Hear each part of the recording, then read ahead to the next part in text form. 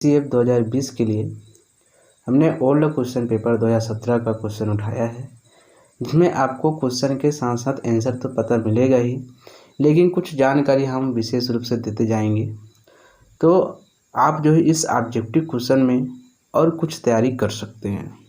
तो चलिए शुरू करते हैं आज के वीडियो। मैं हूं पीके साहू, मेरे YouTube चैनल में आप सभी का स्वागत करता हूं। हमारे पास जो पहला क्वेश्चन है 2017 का, विद्युत दाब या विद्युत वाहक बल की माप की इकाई क्या है। जैसे इसमें पहले सेंसर लगा हुआ है, क्योंकि मैं इसको गूगल से डाउनलोड किया हूँ तो पहले सेंसर वहाँ लगा हुआ है। फिर भी मैं यहाँ पे आपको बताना चाहूँगा कि इसका आंसर जाएगा वोल्ट। अब यहाँ पे एम्पियर भी दिया है, ओम भी दिया है, वाट भी दिया हुआ है।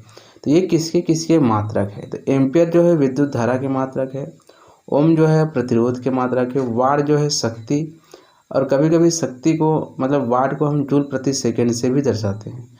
और वोल्ट की बात करें तो वोल्ट जो है विभव, विभवांतर और विद्युत वाहक बल, ये तीनों का माना जाता है। 42 नंबर क्वेश्चन है, निम्न में से कौन सा एक श्रेणी परिपथ की कुल शक्ति का निर्धारण करता है। तो ऑप्शन है इसका ए स्रोत वोल्टेज एवं धारा का गुणनफल। आप देखेंगे पूर्ण शक्ति की बात करें तो P बराबर क्या होता है V इंटू आई।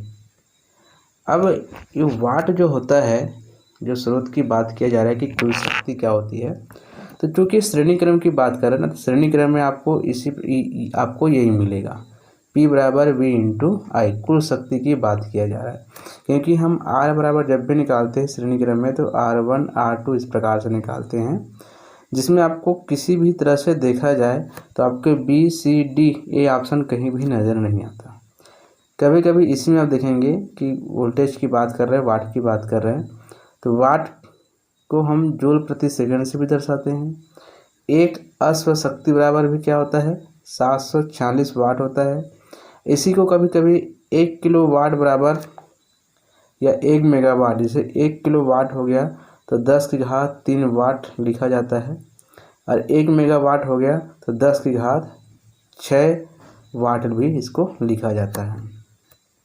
तो चलिए हम नेक्स्ट देखते हैं। एक अनंत रूप से लंबे सीधे पतली दीवारों वाले पाइप की लंबाई की दिशा में धारा I बह रही हो तो इसमें ऑप्शन दिया है सी, पाइप के अंदर किसी भी बिंदु पर चुंबकीय क्षेत्र शून्य होगा। किसी भी अंदर, देखो चुंबकीय क्षेत्र की बात करें तो चुंबकीय क्षेत्र जो है B की मान जो होता है, कोई भी पदार्थ उसके अंदर जो चुंबकीय क्षेत्र उत्पन्न नहीं होता। ऐसा नहीं है कि हल्का से उत्पन्न होगा या प्रत्येक बिंदु पर अलग अलग होगा, ऐसा कुछ नहीं है। पाइप के अंदर बोला जा रहा है, मतलब इसके अंदर जो चुंबक की मान होता है वो शून्य होता है। तो सीधी सी बात है, पाइप के अंदर किसी भी बिंदु पर चुंबकीय क्षेत्र क्या होगा, शून्य होगा। एक दंड चुंबक 2 टुकड़ों में विभक्त किया जाता है, निम्न में से कौन सा कथन सत्य होगा।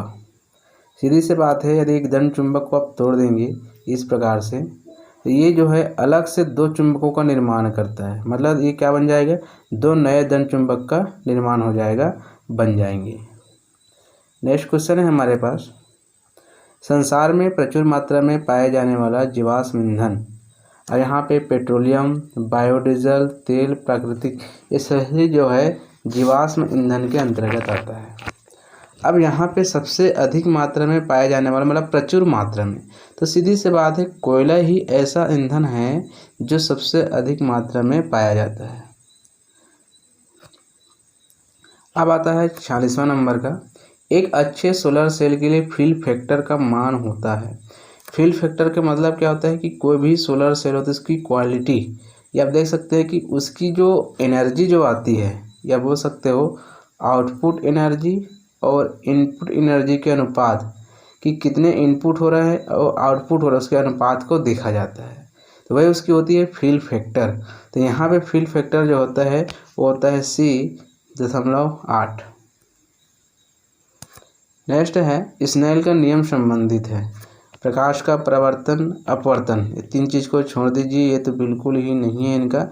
दोनों में से देखते हैं, तो दोनों में से जो है प्रकाश का अपवर्तन, क्योंकि म्यू बराबर होता है साइन I बटे साइन R, जिसमें आपतन कोण की ज्या और अपवर्तन कोण की ज के अनुपात एक निश्चित अनुपात में होते हैं, स्थिर अवस्था में होता है, इसे बोलते हैं अपवर्तनांक के लिए। तो स्नेल के नियम से प्रकाश के किसी भी निश्चित रंग तथा निश्चित माध्यमों के लिए आपतन कोण की ज और अपवर्तन कोण की जो है एक स्थिर अवस्था में रहता है। ये दोनों का युग्म जो स्थिर में रहते हैं। यदि इसको बोल दिया जाए ए म्यू जी साइन आई बटे साइन आर, तो ये हो जाता है प्रकाश के सापेक्ष कांच का अपवर्तनांक। उसी प्रकार से ये स्नेल के नियम से संबंधित होता है। यूरेनियम के समस्थानिक की वह द्रव्यमान संख्या जो कि आसानी से विखंडनीय है, 233, 234। ये देखो इसके परमाणु क्या है, समस्थानिक के मतलब परमाणु द्रव्यमान है इसका। तो यूरेनियम 235 की बात करें तो ये जो है आसानी से विखंडन हो जाता है। अब विखंडन होने के बाद ये बेरियम और क्रिप्टॉन, बेरियम मतलब इसके जो यूरेनियम होता है उसका 92 इसका परमाणु क्रमांक होता है। तो बेरियम 56 और क्रिप्टॉन जो है आपके 36 में टूट जाता है आसानी से। मतलब सबसे जो यूरेनियम 235 है वो क्या होता है, बहुत ही आसानी से विखंडन हो जाता है और एक श्रृंखला अभिक्रिया का निर्माण करता है। अब देखते हैं नेक्स्ट क्वेश्चन है हमारे पास 49 नंबर का। एक अभिसारी लेंस की फोकस दूरी 10 सेंटीमीटर है।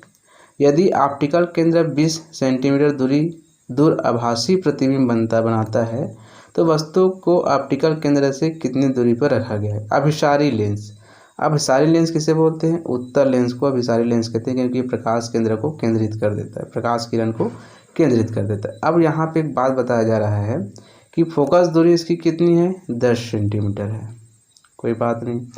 ऑप्टिकल केंद्र से 20 सेंटीमीटर दूरी पर आभासी प्रतिबिंब, ये ऑप्टिकल केंद्र प्रकाश केंद्र, यहाँ से 20 सेंटीमीटर दूरी पर एक प्रतिबिंब बनता है, वो कि आभासी, आभासी मतलब सीधा बनेगा। तो वस्तु को ऑप्टिकल केंद्र से कितनी दूरी पर रखा गया है, मतलब वस्तु की दूरी, हम ये फोकस दूरी हो गया, ये प्रतिबिंब की दूरी हो गया। तो हमको वस्तु की दूरी हमको निकालना है। तो कैसे निकालेंगे, सीधी सी बात है कि कोई भी उत्तल लेंस को फोकस दूरी जो है हम देखेंगे धनात्मक होता है। फोकस दूरी की बात करें तो इधर है ना। अब इधर है तो क्या हो जाएगा, ये ऋणात्मक हो जाएगा क्योंकि फोकस दूरी एक होता है F2 और एक होता है F1। तो इसकी दूसरी मुख्य बिंदु की दूसरी जो मुख्य फोकस होती है इसकी फोकस दूरी मानी जाती है। तो उत्तल लेंस की फोकस दूरी क्या हो जाएगी, यहाँ पे F, देखो यहाँ पे इस प्रकार से फोकस हो जाएगी। यहाँ पे ये जो प्रतिबिंब है 20 सेंटीमीटर, अब ये 10 सेंटीमीटर, तो यहाँ F बराबर जो है +10 हो जाएगा और इसके प्रतिबिंब जो है -20 हो जाएगा। और हमको वस्तु का मान निकालना है। तो क्या करेंगे, 1/F बराबर 1/V माइनस 1/U, उत्तल मतलब लेंस सूत्र से। तो 1/F मतलब कितना हो जाएगा, 1/10 बराबर 1/-20 हो जाएंगे माइनस 1/U। इधर पक्षांतर कर दीजिए तो 1/10 हो जाएगा प्लस 1/20 हो जाएगा बराबर 1/U। अब यहाँ पे इसको दोनों को क्या करेंगे, लघुत्तम संपद निकालेंगे तो 20 आ जाएगा, यहाँ पे 2 हो जाएगा, यहाँ पे 1 हो जाएगा बराबर 1/U। अब बताइए एक यहाँ पे 1 है तो 3/20 हुआ। अब 3/20 बराबर 1/-U। अब 20 3 को उल्टा कर दीजिए तो -U बटे कितना हो जाएगा, -U बराबर 20/3 हो जाएगा। अब देखिए यहाँ पे 20/3 हो जाएगा -U बराबर, तो इसको हम क्या करेंगे, भाग देंगे, भाग देते हैं तो U बराबर 6.666 इस प्रकार से आता जाता है। तो U बराबर हो जाएगा -6.67। मतलब ये बता रहा है कि ये जो है प्रकाश केंद्र के विपरीत हो रहा है, मतलब उसके क्या है, माइनस हो जाएगा क्योंकि आभासी प्रतिबिंब बन रहा है। तो सीधी सी बात है, इसके आंसर हो जाएगा 6.67। मतलब ऑप्शन नंबर जो बी है हमारा सही आंसर होगा। नेक्स्ट क्वेश्चन है, यदि शंट डीसी मोटर में क्षेत्र धारा में कमी आती है तो मोटर की गति क्या होगी। यदि क्षेत्र धारा में कमी कर देती है तो सीधी सी बात है उसकी मोटर में क्या हो जाएगी, बढ़ जाएगी, उसकी गति बढ़ जाएगी, क्योंकि भंवर धाराएँ भी कम करने का प्रयास करेगी। तो साथ ही ये छोटी सी जानकारी था 10 क्वेश्चन, आपको कैसा लगा ज़रूर बताइएगा। हम इससे रिलेटेड क्वेश्चन भी आगे लेके आएंगे। मेरा ये मॉडल जो पेपर है मतलब पिछले वर्ष का पेपर इसलिए डालता हूँ कि ताकि आपको थोड़ा सा इसके बारे में धीरे धीरे और कुछ जानकारी मिल जाए। ऐसे भी तो आप जो है इसका देखते नहीं हो, लेकिन फिर भी यदि कुछ देख लेते हैं तो कुछ काम आ जाए तो बहुत ज़्यादा बेटर होगा।